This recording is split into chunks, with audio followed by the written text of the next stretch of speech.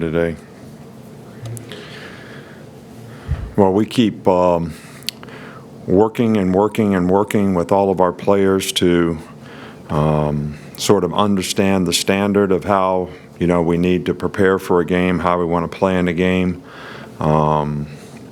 standard of work ethic we need to have every day in practice, the standard of accountability that each player needs to have to be able to go do his job, standard of leadership to influence, one other person with the example that you set every day, match my intensity.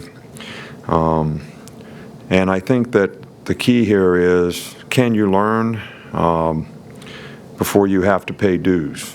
And in terms of what it takes to play to a standard. And it's uncomfortable, it's hard, it's difficult. Sometimes the circumstances, the environment, the heat, where you play, all those things make it very, very difficult. And I think players have to have the right mindset to be able to overcome those things. Some people can do it, some people struggle. So we don't want to have a catastrophic event, all right, to get us to do the things that we're supposed to do. Now, saying all that, all right, we had good work, today. We got chased inside because of the rain. This is a kind of game as a competitor you really look forward to. Opportunity to play in a difficult environment, SEC game in our division against a very good opponent.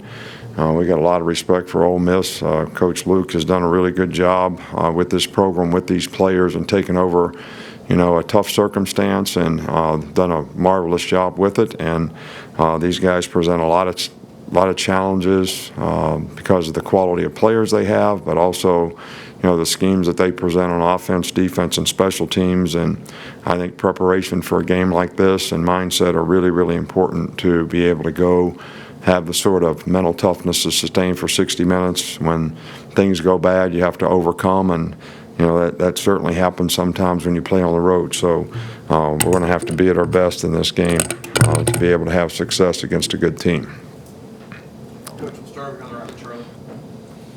After the Louisville game, you mentioned playing Trayvon Diggs at star.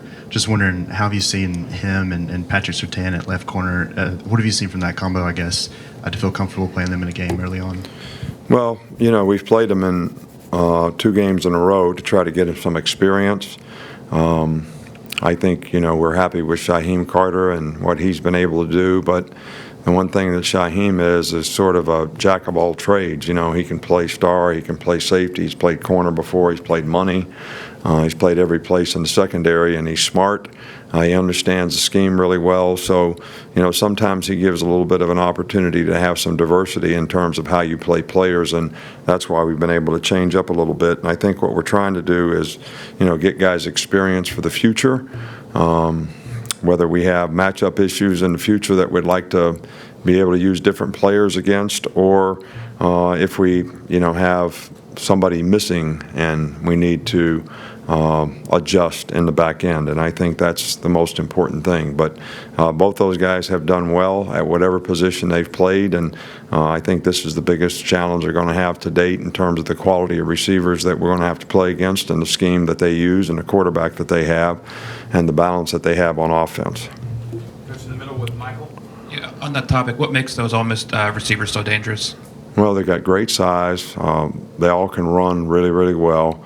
They're very instinctive. They have good hands. They're very competitive, type guys. I think they have a lot of confidence in the scheme.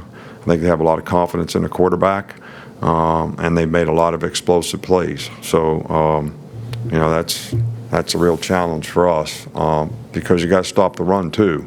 The one thing that they have this year, and what they, the last half of last season, they really bought into the running game and created some balance where you can't just play coverage on them, all the time. You got to worry about stopping the run too. Back with Cecil. Coach, has Joseph Bulovas continued to kick consistently through the week, and is that sort of the option going forward after he kicked well in the latter part of the Yeah, he's done well all week, and I think he's confident, and that's the plan moving forward. Coach, we'll come back over here with Taryn. What's it like having those 3 receivers, Ruggs, Judy, and Smith, as receivers on the team? And also, even though they're all talented, what makes them each different? Well, obviously both these guys have played well and made explosive plays, and they're very competitive. All three of those guys are very competitive. Jalen Waddle has made an impact, at that position as well. I think, all the guys are very competitive. They all can beat man-to-man coverage. They all have really good speed. I think they all can get in and out of breaks. So I don't think one is significantly different than the other. I think they're all conscientious guys. I think they work hard in practice. We've worked hard with them to become more physical players, blocking on the perimeter, and I think they all made improvement in that area. So, I can't really speak to big differences. I just have a lot of respect for the group as a very competitive group that has talent, and they've been productive. Coach, one more over on the left with Reiner. Having coached in college and the pros, is there more of a premium on college offensive coordinators to change up the formation because the quarterbacks at the college level maybe have less liberty at the line of scrimmage to change up, make pre-snap reads, motion a receiver out, or something like that? Well, I think the game is a little bit different, and I think, when people go no huddle and they go fast, you actually make a choice. If you're going to go fast, you can't have a lot of multiples in formations because then it takes a long time for people to line up.